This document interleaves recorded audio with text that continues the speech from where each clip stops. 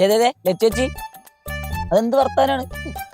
അതെ, കേശുവിന്റെ കൂടെ താങ്ങും തണലായിട്ട് ഞാൻ ഉണ്ടാവും, എന്റെ പിള്ളേരും ഉണ്ടാവും. അപ്പൊ ഞാനില്ലേ? ആ, അമ്മാവനും ഉണ്ടാവും. ഞാനും ഉണ്ടാവും.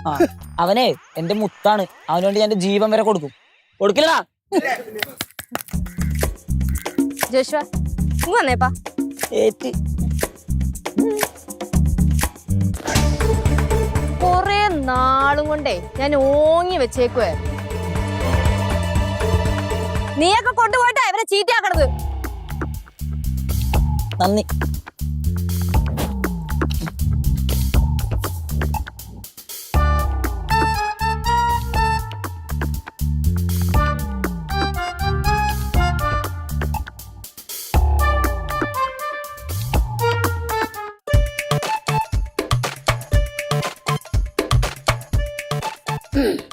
ഇവിടെ ആരുമില്ലേ? ഇവിടെ ആരുമില്ലേ? ചോദിച്ചത് കേട്ടില്ലേ? ഇവിടെ ആരുമില്ലെന്ന്. കേട്ടില്ല, ഇവിടെ ആരുമില്ലെന്ന്. എക്കോ വേണ്ട, ഞാൻ ചോദിച്ചോളാം. ഇവിടെ ആരുമില്ലെന്ന്. ഇവിടെ ആരുമില്ലെന്ന്. ഏയ്, ഇവിടെ ആൾക്കാരുണ്ട്. ഇവിടെ വന്നപ്പം ഞങ്ങളൊക്കെ ഇവിടെ നിൽക്കുന്നത് കണ്ടതല്ലയോ? പിന്നെന്തിനാ ഇവിടെ ആരുമില്ല ഇവിടെ ആരുമില്ലെന്ന് ചോദിക്കുന്നേ? ഇപ്പൊ വന്നപ്പോ ആരെയും കണ്ടില്ലായിരുന്നു, അത് കാരണം ചോദിച്ചതാ. ചേട്ടാ, സുദർശനൻ മാമൻ. സുദർശനൻ മാമ, ഓ, നിങ്ങളുടെ അനന്തരവളയും നിങ്ങളെ പുതിയ മരുമോനുണ്ടല്ലോ, അവരെ രണ്ടുപേരെയും കൂടെ വിളിച്ചോണ്ട് ഇപ്പൊ സ്ഥലം കാലിയാക്കണം. ഇല്ലെങ്കിൽ നമ്മൾ ശരിക്കും പോലീസിനെ വിളിക്കും. വിളിക്കും, പോലീസിനെ വിളിക്കും. നിയമപരമായിട്ട് ഇവിടെ എന്റെ അനിയത്തിനെ ഇവിടെ കെട്ടിക്കൊണ്ട് വന്നതാ. അല്ല മാമ? അതെ മനു. ഭർത്ത വീട്ടിലെ പീഡനം അത് ഞാൻ അനുവദിക്കത്തില്ല. എന്റെ സോഷ്യൽ മീഡിയ ഫ്രണ്ട്സ് ഒക്കെ ഇത് അറിഞ്ഞിട്ടുണ്ട്. എല്ലാരും ഇപ്പൊ ഇങ്ങ് വരും. സോഷ്യൽ മീഡിയയിലൊക്കെ ഉള്ളത് നിന്റെ അളിയന്മാരാ. ദേ, വെറുതെ പേടിപ്പിക്കാൻ നിക്കല്ലേ, ഇറങ്ങി പോടാ, പേടിപ്പിക്കാതെ. നിങ്ങളൊരു പഴയ ഫ്യൂഡൽ മാടമ്പിയാണെന്ന് ഞാൻ കേട്ടിരിക്കണോ? ഏയ് ചേട്ടാ, നിർത്തിക്കോ. നിങ്ങളെ ഇത് ആരോടാ സംസാരിക്കുന്നത് പോലെ പിടിയുണ്ടോ? ഒരു കാലത്ത് നാടുവാണ കുടുംബത്തിലെ ഒരു അംഗമാണിത്. അങ്ങ് ചോനർത്തല മാത്രമല്ല, അങ്ങ് പാഴൂരും. നിങ്ങളൊന്ന് മര്യാദക്ക് വിളിച്ച് അന്വേഷിച്ച് നോക്ക് ആരാ മുതലെന്ന്. അന്വേഷിക്കാനൊന്നുമില്ല. പാവപ്പെട്ടവരെ കണ്ടു കഴിഞ്ഞാൽ വെറുപ്പോടുകൂടി കാർക്കിച്ച് തുപ്പുന്ന ചോനർത്തലയിലെ ഭവാനി അമ്മ. ഇതൊക്കെ ആര് പറഞ്ഞു? കേശു പറഞ്ഞു. നിങ്ങളുടെ കുടുംബചരിത്രം എല്ലാം പറഞ്ഞു. ദ്രോഹി. എല്ലാവരും കേൾക്കാൻ വേണ്ടി പറയേ, ഞങ്ങൾ ഒരു തീരുമാനത്തിലെത്തിയിട്ടുണ്ട്. ഞാനൊരു വക്കീലിനെ വിളിച്ചായിരുന്നു. ഇയാളെ ആരെയാണെന്ന് വെച്ചാൽ വിളിച്ചോ, ഒരു കുഴപ്പമില്ല. ഞങ്ങളുടെ കുടുംബത്തിലും ഉണ്ട് IAS വക്കീലും മജിസ്ട്രേറ്റും ഒക്കെ. പിന്നെ ജയിലും ഗോതമ്പുണ്ടൊന്നുമേ അമ്മമ്മയുടെ കുടുംബത്തിലുള്ള ആർക്കും ഒരു വിഷയമേ അല്ല. ഞങ്ങളെ പഴയ ഗുണ്ടാ കുടുംബം. പെരിയവങ്ങളെല്ലാം പേசுறாங்கல்ல. ഓ പിന്നെ എട്ടും പൊട്ടും തിരിയാത്തവര് ഇവിടെ കല്യാണം കഴിക്കുന്നത്. പിന്നെ ഞാൻ സംസാരിച്ച കുഴപ്പം. ഇയാളാര് ഞങ്ങളെ കൊച്ചിന്റെ അടുത്ത് വാമൂടാൻ പറയാ? ഞങ്ങള് പറയാം എപ്പ അവളുടെ അടുത്ത് വാമൂടണോന്ന്. ഞങ്ങള് പറഞ്ഞ പോലെ അവള് കേൾക്കാറില്ല. പിന്നെയാണ് മാമ എന്തോ പറഞ്ഞോണ്ടിരുന്നില്ലേ? മാമൻ പറ. എന്തൊക്കെയായാലും എന്റെ വക്കീല് ഉടനെ ഇവിടെ എത്തും. ശരി, അങ്ങനെയാണെങ്കിലേ നമുക്കൊരു ധാരണയിലെത്താം. എന്താണ് നിങ്ങളുടെ ഡിമാൻഡ്സ്? അങ്ങനെ വഴിക്കുവാ. ഞങ്ങളുടെ ആവശ്യം ഞങ്ങളിപ്പോ പറയാം.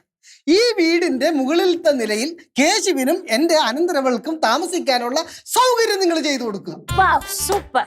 അല്ലെങ്കിൽ ഇവര് താഴെ നിൽക്കട്ടെ, നിങ്ങൾ വേണം താമസിച്ചോ അല്ലേ? അങ്ങനെ മതി മീനുട്ടാ, മതി മതി. ഇനി അത് നിങ്ങൾക്ക് സമ്മതമല്ലെങ്കിൽ പടവലത്തിന്റെ താക്കോല് നിങ്ങൾ കേശുവിന്റെ കയ്യിൽ കൊടുക്കും.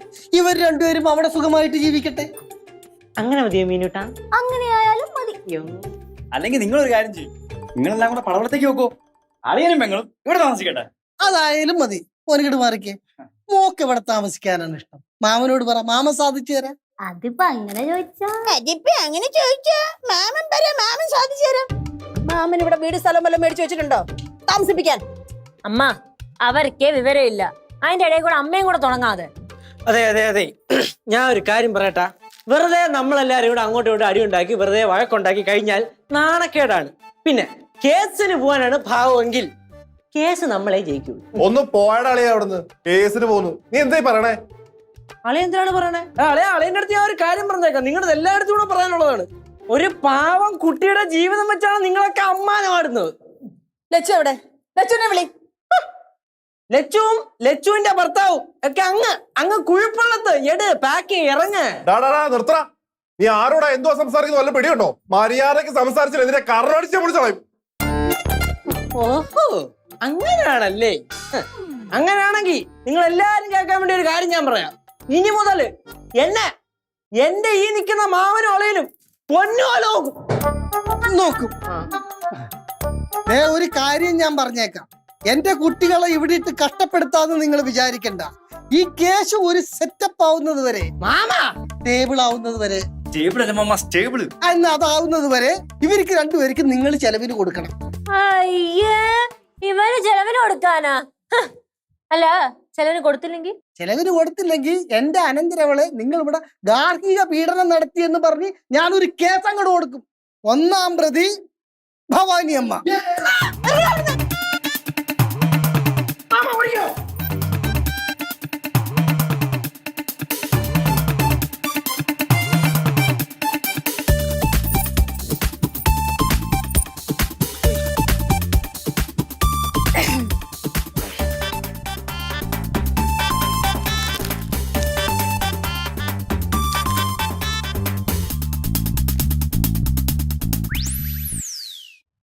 അമ്മുമ്മ ആട്ടി വിട്ടല്ലേ? ലച്ചു,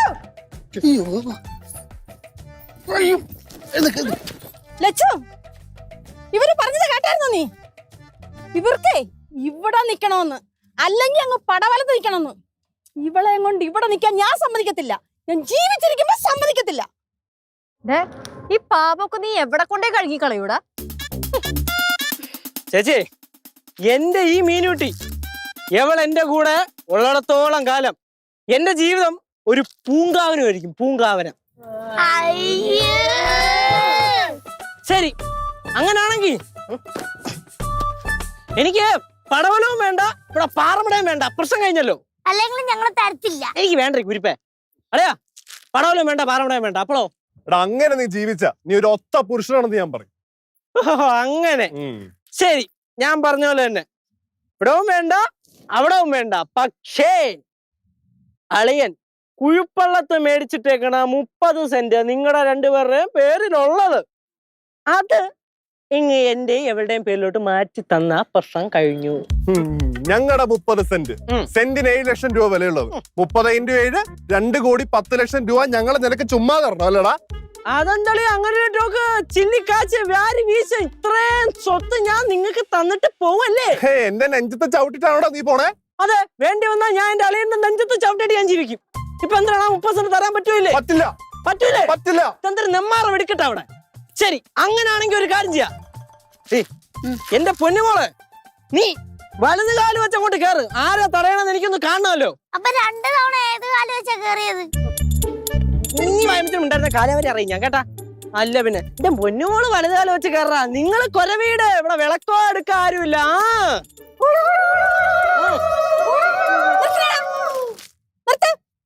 നീ ഒന്നേ എന്നെ അങ്ങനെ തോപ്പിക്കാനൊന്നും നോക്കണ്ട. ഞാൻ പോന്നു. എങ്ങോട്ട് പോണ്? പടവലത്തോട്ടല്ല, പിന്നെ വേറെ എങ്ങോട്ടെങ്കിലും. എവിടെ വീണ് ചാവുന്നു അവിടെ വരെ. ഇതൊക്കെ കാണാനായിരിക്കും ദൈവം എന്നെ ഇങ്ങനെ ഇട്ടേക്കുന്നത്. എന്റെ ദൈവമേ, ആ മനുഷ്യൻ നേരത്തെ പോയത് നന്നായി. പാവപ്പെട്ട മനുഷ്യൻ, അല്ലെങ്കിൽ ഇതൊക്കെ കാണേണ്ടി വരത്തില്ലായിരുന്നു. ഞാൻ പോന്നു.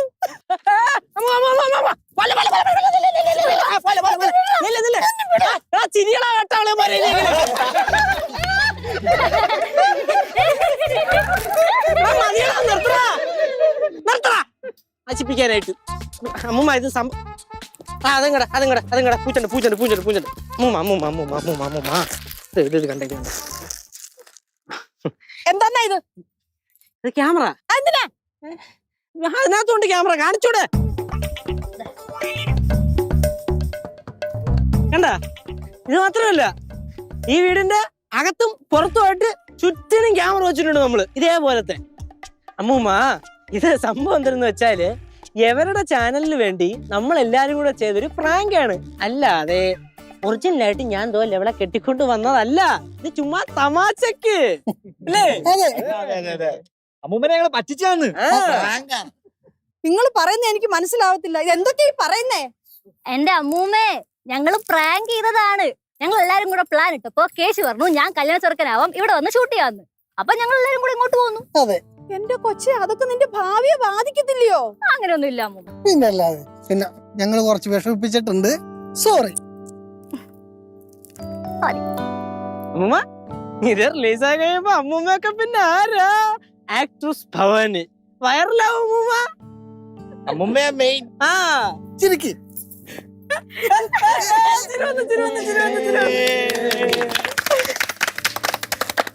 ഓഹോ, അപ്പൊ എല്ലാരോടും അമ്മൂമ്മ പറ്റിച്ചതല്ലേ? അതെ അമ്മൂമ്മ. ആ പിന്നെ കേശു ഓ, അമ്മൂമ്മ. ആരെന്നേക്കളെ ഏ? ഒന്ന് കാണട്ടെ. എന്താ അമ്മൂമ്മ? മക്കളും കൂടെ ചേർന്ന് പറ്റിച്ചതാ അമ്മൂമ്മ.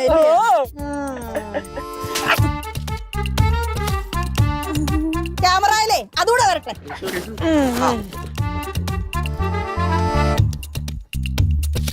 അടിച്ചാ? ആ. അടിച്ചില്ലേ? ആ. ഉറപ്പാണേ? അങ്ങനാണെങ്കി അളിയനെ വിടല്ലേ. അളിയനെ കൊണ്ട് ഈ പരിപാടിക്കകത്ത് മൊത്തം ഇങ്ങനെയാണ് അകത്തും പുറത്തും ഒക്കെ ക്യാമറ വെക്കാനായിട്ട് സഹായിച്ചത്. അത് ഇന്നലെ രാത്രി മൊത്തം ഉറക്കമൊളഞ്ഞ്. പക്ഷേ ചുസേ, നമ്മുടെ മുറിയിൽ ഞാൻ ക്യാമറ വെച്ചിട്ടില്ല. അങ്ങനെ തല്ല എന്നെ തല്ലല്ലേ.